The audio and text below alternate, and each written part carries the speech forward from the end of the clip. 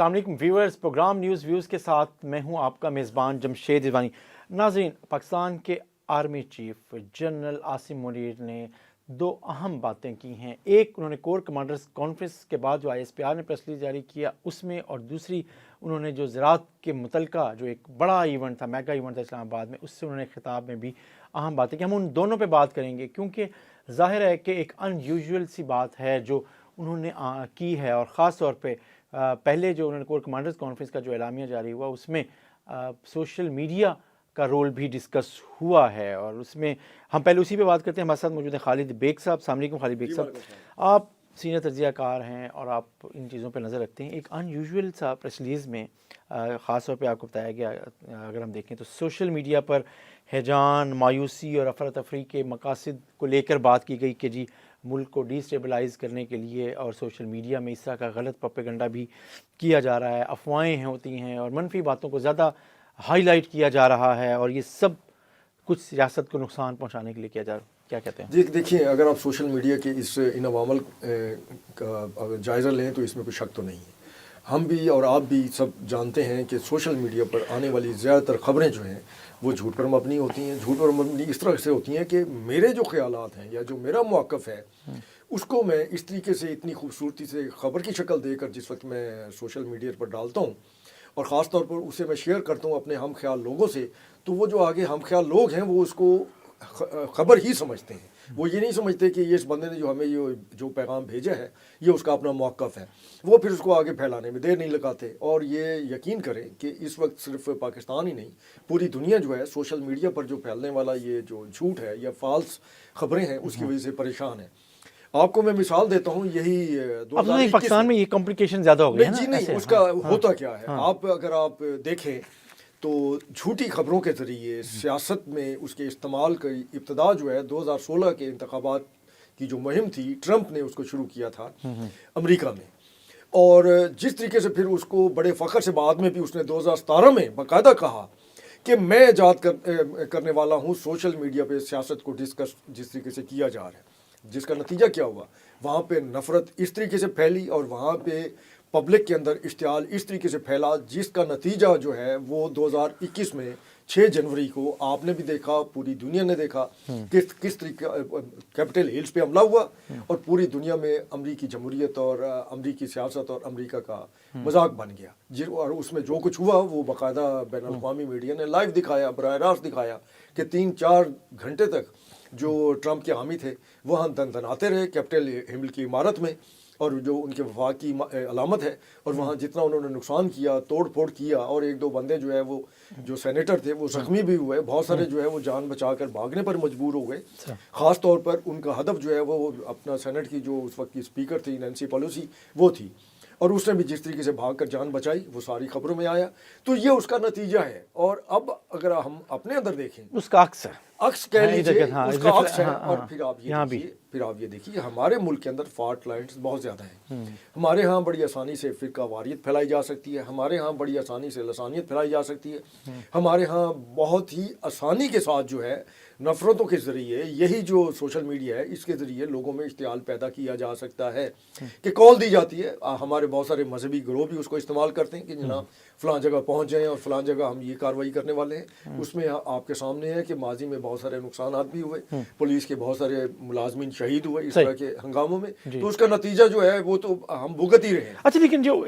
ہوا، مطلب جو اعلامیہ جاری ہوا، پریس ریلیز جاری ہوا، اس کو اگر آپ دیکھتے ہیں تو اس میں خاص طور پہ یہ مینشن کرنے کا اس کا مطلب یہ کہ ان ساری کوششوں کو حکومت اور ریاست کی، آپ سمجھتے ہیں کہ سوشل میڈیا اور اس میں خاص طور پہ وہ لوگ جو منفی پروپیگنڈا زیادہ کرتے ہیں، افواہیں زیادہ پھیلاتے ہیں، وہ اٹینشن بھی زیادہ لے رہے ہیں، اور اس کی وجہ سے ایک پریشر بنتا ہے اسٹیٹ پر اور حکومت پہ۔ آپ یہ بتائیے کہ مولا جٹ جو فلم تھی بڑی مقبول ہوئی، اور اس کے بعد اسی پیٹرن پر کوئی 100 سے قریب اور فلمیں بنی، ساری مقبول ہیں، اس کی کیا وجہ ہے؟ ہماری سوسائٹی میں تو اس طرح کا کوئی کریکٹر نہیں ہے جو گنڈاسا لے کر اس طریقہ اپنے علاقے کے زمینداروں کے کشتوں کے پشتے لگاتا رہے اور ان کی گردنیں اڑاتا رہے۔ تو کیا تھا؟ بنیادی طور پر ہم جو اس خطے میں رہنے والے لوگ ہیں وہ جذباتیت میں اپنی جو ایک کسی سے محبت والہانہ ہے اس کو ہم جب جس وقت عقیدت کا رنگ دے دیتے ہیں اور اسے بھگوان بنا لیتے ہیں اور اس کریکٹر کو، تو پھر ہم باقی کسی چیز پر نہ سچ کو تسلیم کرتے ہیں نہ کسی اس حوالے سے کوئی صحیح موقف کو تسلیم کرتے ہیں۔ تو ہم جس طریقے سے بھگت رہے ہیں سیاسی مسائل جو ہے، اس کی وجہ بھی یہ ہے کہ ہمارے ہاں جو سیاسی جماعتیں ہیں وہ ایک سیاسی طور پر تو بہت ہی کمزور ہیں، بلکہ ان کو کلٹ کہا جائے تو زیادہ بہتر ہوگا، کیونکہ کسی بھی سیاسی جماعت کے اندر جو ہے وہ انتخابات جو ہیں وہ جھرلوئی قسم کے ہوتے ہیں، اور وہ جو ایک خانقاہیت کی طرز پر جو اس کا لیڈر ہے وہ وہی رہتا ہے یا آگے اس کی اولاد رہتی ہے۔ اور اس میں جس وقت آپ اپنی کوئی دیکھتے ہیں، میں سمجھتا ہوں کہ اگر میرا کوئی پسندیدہ لیڈر ہے اور میری پسندیدہ جماعت ہے وہ اگر اقتدار سے باہر ہے تو پھر میں یہ ابہام پھیلانے کی کوشش کرتا ہوں کہ پھر اس ملک کی ضرورت نہیں ہے۔ تو یہ ہمارے منہ میں خاک، جس طریقے سے پھر آج کل ایک پروپیگنڈا یہ ہے کہ عنقریب پاکستان ختم ہونے والا ہے اور ہماری اسٹیبلشمنٹ جو ہے وہ اس کے اوپر باقاعدہ کام کر رہی ہے، تو میرا خیال ہے خدا را اس طرح کی سوچ کو مزید پھیلانے سے روکا جائے۔ اچھا، یہ تو ظاہر ہے آپ جو بات کریں یہ شاید یہ ایک لحاظ سے ایک طرح کے مافیاز ہوتے ہیں جو جس کا مینشن اس پریس ریلیز میں بھی کیا گیا، جس میں آرمی چیف نے کہا کہ ہر قسم کے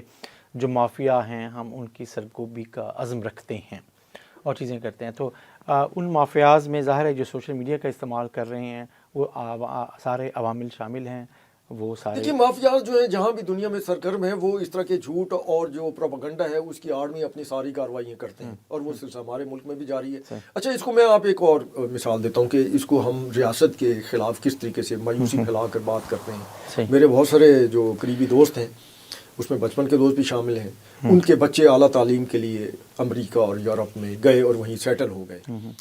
اب وہ سوشل میڈیا پر پیغامات یہ دے رہے ہیں کہ دیکھیں جی اتنی مایوسی پھیل گئی کہ اب ہمارے بچے جو ہے واپس آنے کو تیار نہیں۔ بالکل صحیح۔ او بھائی وہ تو آپ کے بچے تو آج سے 10 سال پہلے چلے گئے تھے یا 8 سال پہلے چلے گئے تھے اور وہیں سیٹل ہو گئے، آپ شادیوں بھی انہوں نے وہیں کر لی۔ آپ اس کو ایک نئے میسج کے ساتھ اپنی قوم میں یہ پھیلا رہے ہیں کہ نہیں، چونکہ اب پاکستان کا مستقبل جو ہے وہ اس طریقے سے روشن نہیں ہے، یہاں اپرچونیٹیز نہیں ہیں، تو پھر اس لیے آپ جو ہے لوگ یہاں سے چھوڑ کر جا رہے ہیں۔ تو لوگ تو پوری دنیا سے لوگ چھوڑ کر جا رہے ہیں، اور جو برین ڈرین ہے وہ صرف پاکستان سے نہیں ہو رہا، وہ انڈیا سے بھی ہو رہا ہے۔ اور پھر ہم بڑے فخر سے جس وقت سوشل میڈیا پر یہ بتاتے ہیں کہ باہر کی جتنی بڑی برانڈز ہیں، کمپنیز ہیں، تو ان کے جو سی اوز ہیں وہ انڈین ہیں، تو اس کا مطلب ہے کہ وہ ان کا برین ڈرین تو ہوا نا، وہ انڈیا تو چھوڑ گئے، وہ انڈیا کے اندر رہ کر تو وہ سارا کچھ نہیں کر رہے نا۔ تو ہمیں کم از کم یہ بھی دیکھنا چاہیے کہ ہم جس طریقے سے ریاست کے بارے میں ابہام پیدا کر رہے ہیں یہ کتنا خطرناک ثابت ہو سکتا ہے۔ اچھا، آپ جو بات کریں اس کے مطابق یہ بتائیں کہ کوئی امکان ہے کہ کیا سوشل میڈیا پر جس طرح کی چیزیں ہیں اس کے بعد کسی اسٹیج پہ حکومت اور اس کے اوپر اور کچھ اس کے اوپر چیکس آ سکتے ہیں؟ دیکھیے پابندی تو میں سمجھتا ہوں نہیں لگنی چاہیے۔ پابندی جو ہے اس سے یہ ہوگا کہ آپ ایک مٹکے میں بند ہو جائیں گے، دنیا سے کٹ جائیں گے۔ پابندی نہیں لگنی چاہیے، لیکن اس کے ساتھ ہی ہمارا جو ایک سیاسی بیانیہ ہے کسی بھی سیاسی جماعت کا، اس میں نفرت کا پھیلاؤ نہیں ہونا چاہیے، اس میں اپنے مخالفین کے لیے وہ لب و لہجہ نہیں ہونا چاہیے جو ہم عرصہ دراز سے دیکھ رہے ہیں۔ مطلب ہے کہ اس میں باقاعدہ محبتیں بانٹیں، آپ نفرتیں نہ پھیلائیں، اور سوشل میڈیا کو آپ خیر سگالی کے لیے اور درست خبروں کے لیے استعمال کریں۔ اچھا، اب آخری ایک بات جو زراعت کے حوالے سے بھی ایک بڑے ایونٹ سے خطاب کیا جس میں پورے پاکستان سے جو اسٹیک ہولڈرز تھے وہ بھی موجود تھے، نگران وزیر اعظم بھی موجود تھے، اس میں بھی آرمی چیف نے زراعت پہ فوکس کرنے کو کہا، زراعت کے آمدن کا بڑا حصے کا کہا کہ جی وہ صوبوں کو جا رہا ہوگا اور اس کا ایک بڑا حصہ جو ہوگا وہ ایگریکلچر ریسرچ کے لیے بھی رکھا جائے گا۔ تو اس کے اوپر ایک کمنٹ دیکھیے، اس میں ایسا ہے کہ ہم ایک زرعی ملک کی شناخت رکھتے ہیں، اور زراعت سے منسلک ہونے کے باوجود آپ یہ دیکھیے کہ ہماری بہت ساری سبزیاں جو باہر سے آتی ہیں، ہماری دالیں باہر سے آتی ہیں، اور ضرورت پڑنے پر اور مشکل صورتحال میں ہمیں گندم بھی باہر سے اکثر منگانا پڑ جاتی ہے۔ تو یہ مذاق نہیں تو اور کیا ہے، اور شکر ہے کہ پہلی دفعہ سنجیدگی کے ساتھ زراعت کے فروغ کے لیے اس پر سوچا گیا اور اس پر عمل درآمد بھی شروع ہو چکا ہے۔ اور پھر افسوس کی بات یہ ہے کہ یہ کام جو ہے ہماری سیاست دانوں کو کرنا چاہیے تھا، جو اسمبلیوں میں چاہے وہ صوبائی اسمبلیاں ہوں یا قومی اسمبلی ہو، اس میں جو اپنا ہمارے ممبران ہیں ان کی اکثریت جو ہے ان کا تعلق زراعت سے ہے، لیکن وہ موسٹلی جو ہے ایبسنٹی لاڈ ہیں، مطلب وہ گھر بیٹھے ان کے بنگلے جو ہیں یا لاہور میں ہیں یا پھر اسلام آباد میں ہیں، اور وہ انہوں نے اپنی زمینیں آگے جو ہے ٹھیکے پر بردی ہوئی ہیں، انہیں ماہانہ یا سالانہ پیسے مل جاتے ہیں، اور انہیں سے کوئی غرض نہیں کہ انہوں نے زراعت کے لیے آگے کس طریقے سے زراعت کو فروغ دینا ہے، اور آنے والے جو مشکلات ہیں اور ہماری آبادی بڑھ رہی ہے اس کے لیے ہمیں خوراک کی جو کمی ہے اس کا ہم نے تدارک کرنا ہے۔ اگر یہ کام بھی فوج نہیں کرنا ہے تو پھر جو ہے پھر اب اچھا کیا جہاں پہ بیگ صاحب پوری دنیا میں کچھ ممالک ایسے ہیں جہاں پہ فوج نے اس وقت کی حکومتوں کی مدد کی زراعت کو ترقی دینے میں، جیسے چین بھی ہے، برازیل بھی ہے اور چیزوں میں بھی ہے، جہاں پہ مطلب یہ کوئی انہونی بات نہیں ہے، جہاں پہ قوم کی ضرورت ہوتی ہے اور حکومت کو ضرورت پڑتی ہے وہاں فوج یہ کام بھی کرتی ہے، صرف لڑائی والا کام نہیں ہوتا. تو اس میں بھی کوئی سوشل میڈیا پہ ہم یہ دیکھتے ہیں کہ اس کے اوپر بھی کرٹیسائز ہوتا ہے کہ فوج کا یہ کیا کام ہے اور چیزیں کیا ہے. تو آپ اس کے اوپر ایک چھوٹا سا اس پہ کمنٹ کریں. مذاق یہ ہے کہ ہمارے سیاستدان جو ہیں وہ یہ چاہتے ہیں کہ اقتدار میں آنے کے لیے تو ہم تو فوج سیاستدانوں کا ایشو کا نہیں آسرا ہے. لیں. نہیں وہ یہ ہے کہ وہ کہتے ہیں کہ ہم اقتدار میں آنے کے لیے تو فوج کا آسرا لیں، لیکن زراعت جو ہے اس کے اوپر جو ہے کنٹرول ہمارا ہونا چاہیے. تو پھر کیسے ہو سکتا ہے؟ پھر آخر فوج ہے، اس کو بھی پتہ ہے، وہ اگر ملک کی سلامتی کے امین ہے تو انہیں یہ بھی پتہ ہے کہ آگے جس طریقے سے ہماری آبادی بڑھ رہی ہے اور اگر ہم خوراک کی کمی کا شکار ہوتے ہیں تو اس کے اثرات ہمارے ملک کی سلامتی پر بھی پڑیں گے. تو میرا خیال ہے کہ اس میں ان کو خراج تحسین پیش کرنی چاہیے کہ فوج نے جو اپنا رول. بہت شکریہ خالد بیگ صاحب، آپ نے بات کی. اور جنرل عاصم منیر کا جو فوکس ہے وہ زراعت تو ہے، اور اس کے ساتھ جو اس میں انویسٹمنٹ ہو رہی ہے اور جو بڑی پلاننگ آپ کو پتہ ہے کہ چل رہی ہے، اس میں زراعت کو ترقی دے کر زرعی پیداوار کو بڑھانا اور کسانوں کو خوشحال کرنا بھی شامل ہے. اور اہم بات جو اس سے پہلے ہو رہی تھی پروگرام میں وہ یہ کہ سوشل میڈیا پہ پاکستان کے بارے میں جو افواہیں پھیلائی جا رہی ہیں وہ صرف سوشل میڈیا کی حد تک ہیں، یا واقعی ان میں کوئی چیزیں ہیں. تو اس پر بھی ایک سختی سے بیان پاکستان فوج کی طرف سے آیا ہے کہ کسی بھی صورت میں ریاست کے وجود کو نقصان پہنچانے والے تمام عناصر کو کچلا جائے گا. اس کے ساتھ ہی ناظرین اپنے میزبان جمشید وانی کو اجازت دیجیے. اللہ حافظ.